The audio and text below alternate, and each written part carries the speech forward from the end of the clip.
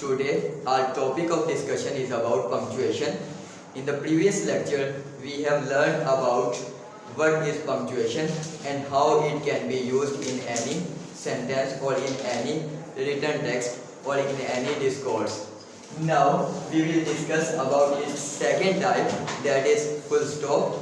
अब हम इसके दूसरे टॉपिक फुल स्टॉप को डिस्कस करेंगे कि हमने इसे किस तरह से और किस जगह पे इस्तेमाल करना है।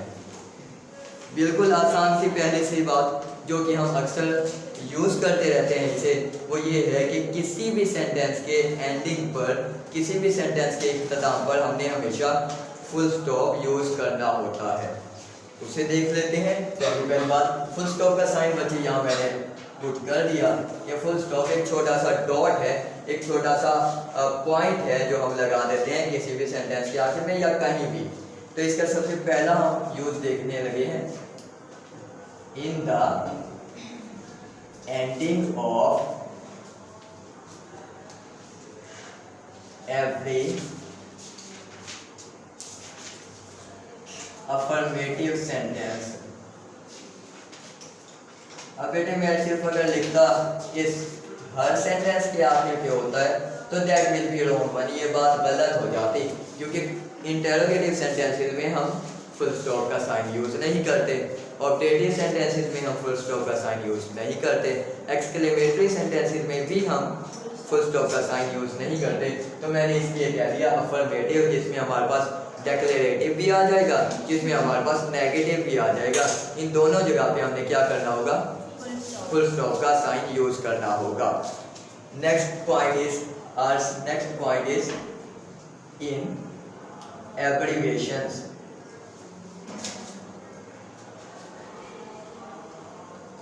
किसी भी एब्रिविएशन में इस्तेमाल होगा। फॉर एग्जांपल हमारे पास था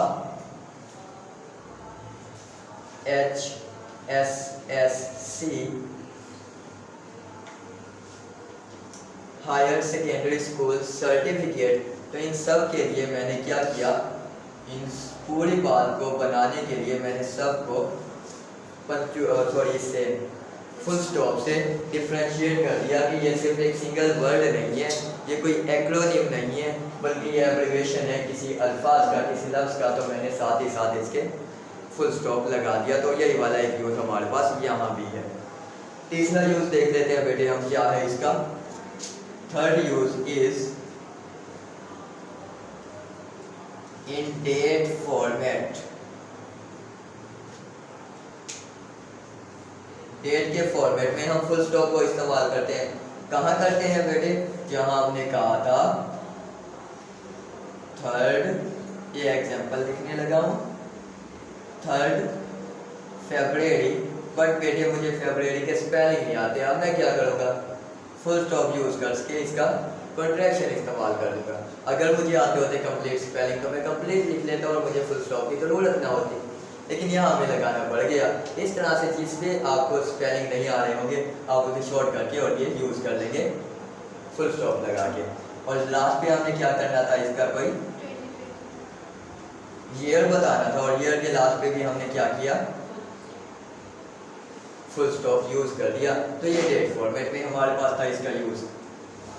और देखते हैं कहीं और भी इसका हमारे पास यूज आता है। बस यहीं तक रखें, अगर कोई आता है तो अभी बताता हूँ, पहले हम चले जाते हैं कॉमर्स की तरफ। इसकी यूज यही है, मोस्टली यही है। हाँ, अगर कोई और माइंड में आता है तो दोबारा आपको यहाँ बता दूंगा।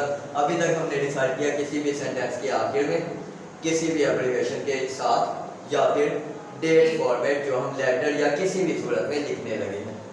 कॉमे की तरफ जाते हैं। कॉमा क्या होता है, ये हमारे पास पेड़ ऑफ वर्ड भी था। क्या होता है कॉमा, एक जी। दूसरा हमारे पास स्टेट ऑफ डिजीज था, एक ऐसे स्टेट थी जिसमें हम अनकॉन्शियस होते हैं ज़्यादातर।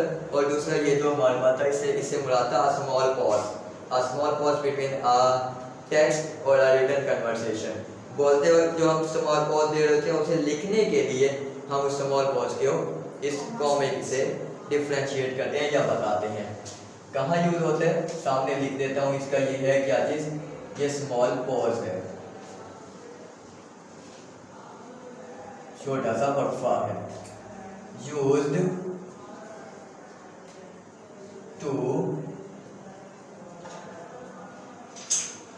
used between, sorry for that one, used between more than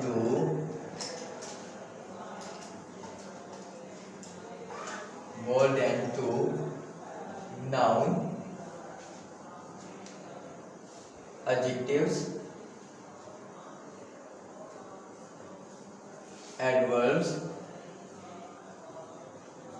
adverb adjective या नाउन दो से ज्यादा आ जाएंगे तो उनको उनके दरमियान में छोटा सा पॉज देने के लिए या उनको डिफरेंशिएट करने के लिए हम ये इस्तेमाल करेंगे। फॉर एग्जांपल नाउन के लिए लिख देता हूँ, इसकी example Ahmed,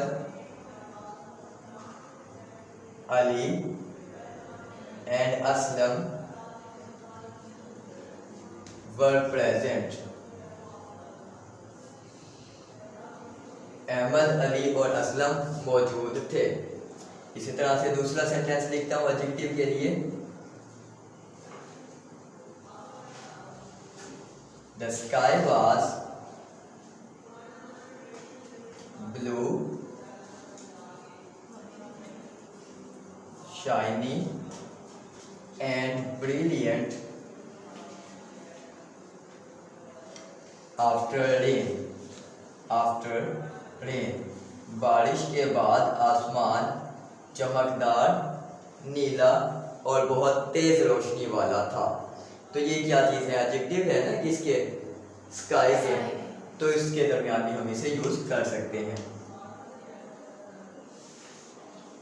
Ali rain slowly actively and in brave manner। तो ये एडवर्ब्स हो गए हमारे पास। इन एडवर्ब्स को डिफरेंशिएट करने के लिए भी हमने क्या यूज करना है? कॉमा। जनरल सी बात ये हो जाएगी, जब दो से ज्यादा कोई अल्फाज आ जाए तो उसके दरमियान में आप एक छोटा सा पॉज देंगे, वो कॉमे के लिए इस्तेमाल होगा। नेक्स्ट देखते हैं, डेट फॉर्मेट में इस्तेमाल होगा।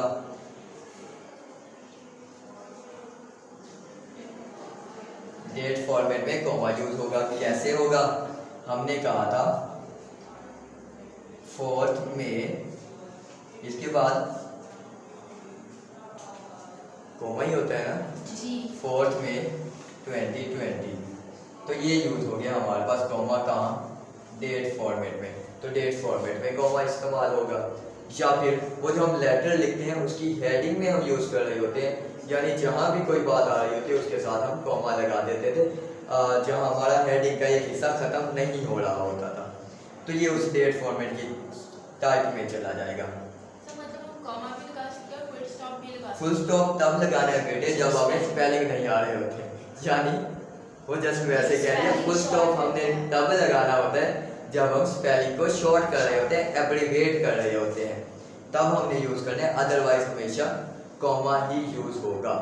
सिर्फ और सिर्फ तब यूज करना है जब हम किसी भी बात को शॉर्ट करेंगे तो फुल स्टॉप लगा देंगे। तो ये बात थी हमारे पास। अगर हम इंडिपेंडेंट क्लॉज को पहले यूज कर रहे होंगे तो उनके दरमियान में दो क्लॉजेज होती है ना हमारी, इंडिपेंडेंट क्लॉज को पहले यूज कर रहे होंगे तो साथ कॉमा लगाना पड़ेगा। In for independent clauses,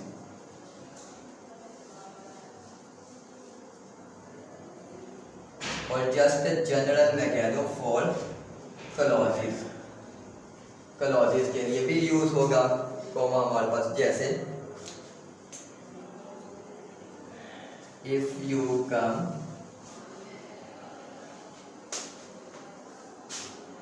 you will see मी।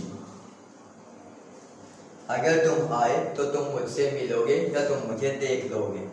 हमारे पास जो सेंटेंस है पहले हमने लिख दिया कौन सी क्लॉज? Dependent clause. फिर आई हमारे पास इंडिपेंडेंट क्लॉज। इंडिपेंडेंट क्लॉज या किसी भी क्लॉज को डिफरेंशिएट करने के लिए हम कॉमे का यूज कर लिया करते थे, या हम कॉमा यूज कर लेते हैं। That is all. आज के लिए इतना ही रखते हैं बच्चे। इंशाल्लाह नेक्स्ट लेक्चर में इसको कुछ डिटेल से डिस्कस करेंगे। कोई क्वेश्चन होगा बेटे तो आप कमेंट सेक्शन में पूछ सकते हैं।